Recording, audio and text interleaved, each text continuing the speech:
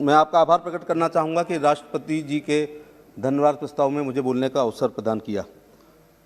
मैंने अभी 3 वक्ताओं के भाषण सुने, 2 की पंजाबी बहुत शानदार थी, लेकिन मैटर देश के किसानों को और देश को गुमराह करने वाला था, मान साहब का और बिट्टू भाई का।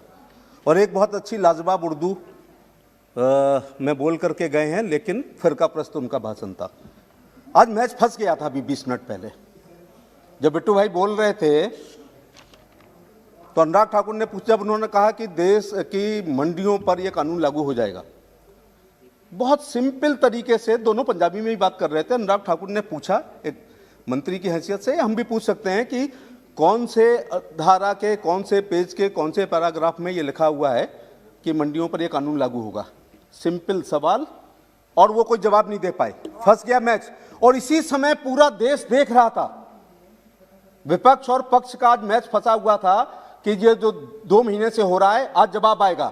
मुझे दुख के साथ कहना पड़ रहा है कि आज सिद्ध कर दिया कि बिट्टू भाई कि देश को आप भ्रमित कर रहे हैं। किसी भी पैराग्राफ में किसान की मंडी समिति पर यह कानून लागू नहीं होगा, और इस पर आप इतना बौखला गए कि फिर तू तो रात पर आ गए, तो मैच फंसा हुआ था आज। और जैसे वो होता ना, क्रीज में आए या नहीं आए, 10 बार दिखाया जाता है। बागल जी, आप ऐसे ही देश देख रहा था, जिस सभापति महोदय ऐसे ही देश देख रहा था। लेकिन आज कांग्रेस और इनके सहयोगी और बिट्टू भाई पूरी तरह आउट हो गए अनुराग ठाकुर की गुगली पर। वो मोहतरम उर्दू में बहुत अच्छा बोल करके गए। उनके अब्बा हुजूर के साथ में 3 बार एमपी रहा हूं। आज मुझे लग रहा है कि उनकी पढ़ाई पर ऑक्सफोर्ड और हार्वर्ड में किया गया पूरा पैसा बेकार चला गया। जमहूरियत जमहूरियत जमहूरियत, अकलियत अकलियत अकलियत, आइन आइन आइन, जिन्ने लाही जिले लाही जिले लाही। मैं कंडेम कर रहा हूं। जो जमहूरियत की बात कर रहे हैं वो वहां पर बैठे हुए हैं जिन्होंने इमरजेंसी लगाई। वो आइन की बात वो कर रहे हैं जिन्होंने आपातकाल में और ऐसे ऐसे अपने पक्ष में संविधान संशोधन करे हैं वोटों के खातिर।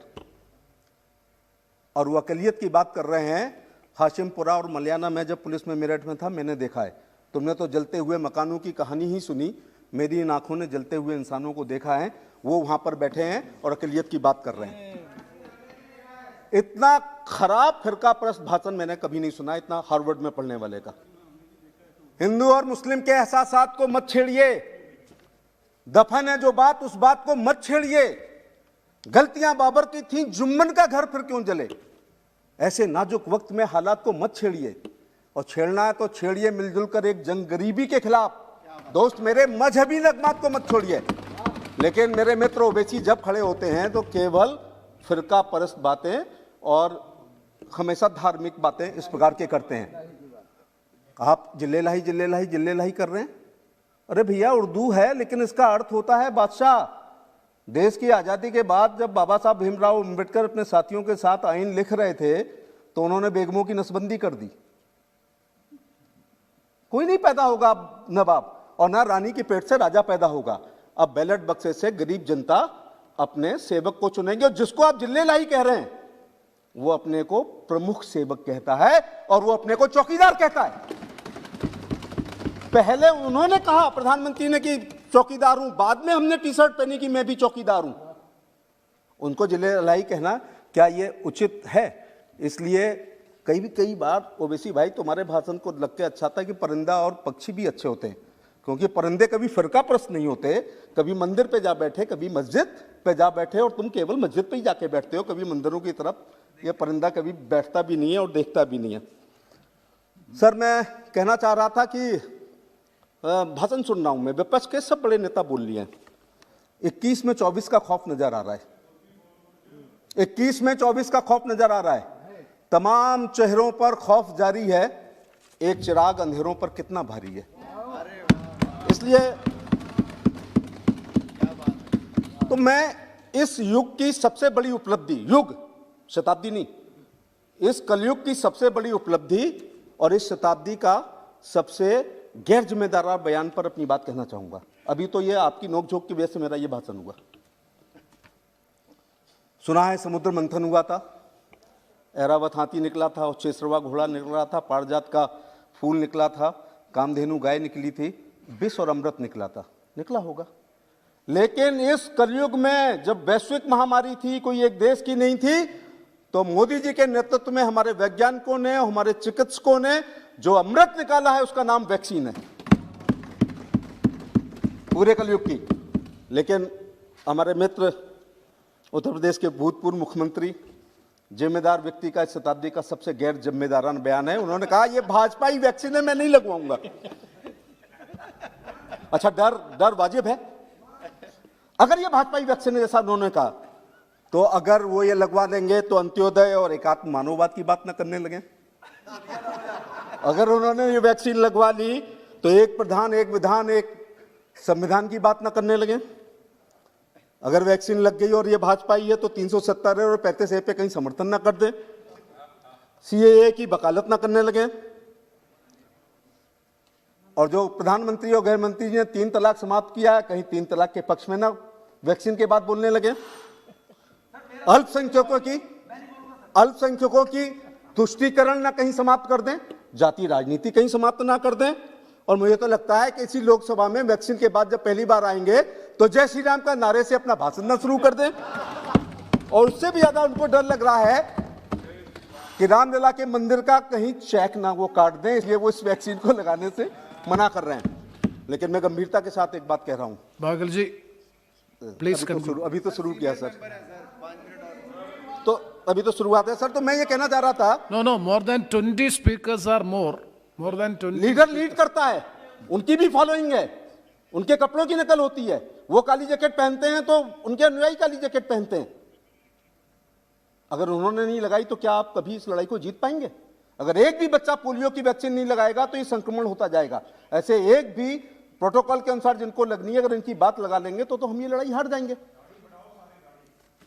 इसलिए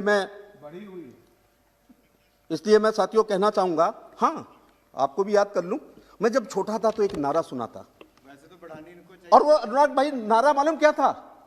2 शब्दों के एक नारे ने खेल कर दिया, गरीबी हटाओ। इनकी दादी के जमाने में गरीबी तो नहीं हटी, आप मालदार हो गए।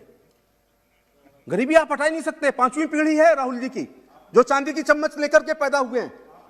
मैं मोतीलाल जी का नाम नहीं ले सकता क्योंकि सदन में जवाहरलाल नेहरू, इंदिरा गांधी, राजीव गांधी 5वीं पीढ़ी है, और 5वीं पीढ़ी बर्बाद भी कर देती है, ऐसा भी कहा जाता है। 5वीं पीढ़ी बर्बाद भी कर देती है। तो आपने कहा गरीबी हटाओ। डल्ला पिलो और एसी पे सोने वाले मुंशी प्रेमचंद की पूछ की रात की कहानी को याद कर सकते हैं, कंठस्थ कर सकते हैं, 90% नंबर ला सकते हैं, लेकिन उसके दर्द और मर्म को वही समझ सकता है जिसने पूछ की रात एक चादर में काटी हो। नरेंद्र मोदी उसी परिवार से आते हैं, इसलिए गरीब कल्याणकारी योजनाएं होती हैं। एक शेर सुन लीजिएगा, पंजाब के लोग बड़े शौकीन हैं।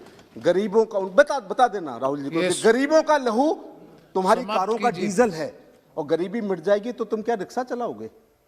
इसलिए ये गरीब लोगों को, अच्छा आपने जब गरीबी नहीं, आपने हुजूरे आला जब गरीबी हटा दी, तो ये कौन लोग थे जिन्होंने 8 करोड़ लोगों ने उज्ज्वला के चूल्हे मांगे प्रधानमंत्री ने दिए? हमारी दादी नानी को फूंकते चूल्हे में मोतियाबिंद हो गया, अंधी हो गई। आपने गरीबी हटा दी, 8 करोड़ लोग फिर भी गरीब रह गए। आपने गरीबी हटा दी, 41 करोड़ लोग जिन्होंने बैंक की शाखा नहीं देखी थी, राष्ट्रीयकरण बैंकों का आपने किया, लेकिन 41 करोड़ लोग। Yes, I do agree, but and I'm a very junior member. I should also have time. Yes, please conclude, please. मैं सर पढ़ूंगा नहीं, बिल्कुल मैं आपकी आंख में आंख डालकर आज बात करूंगा। तो 8 करोड़ लोग गरीब फिर भी रह गए, जबकि मिसेस गांधी ने गरीबी हटाओ को बात नारा किया। 41 करोड़ लोगों ने बैंकों का राष्ट्रीयकरण आपने किया, लेकिन बैंक की शक्ल आपने देखने नहीं दी। मौत का कोई मुआवजा नहीं होता है।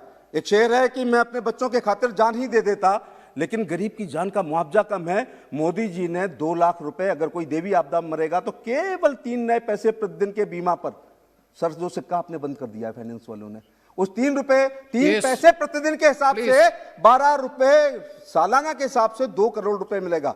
और इसी प्रकार से 9 करोड़ लोगों को 11, इस प्रकार से 21 करोड़ 2 लाख रुपए मिलेगा। No, please. Shall I start, sir?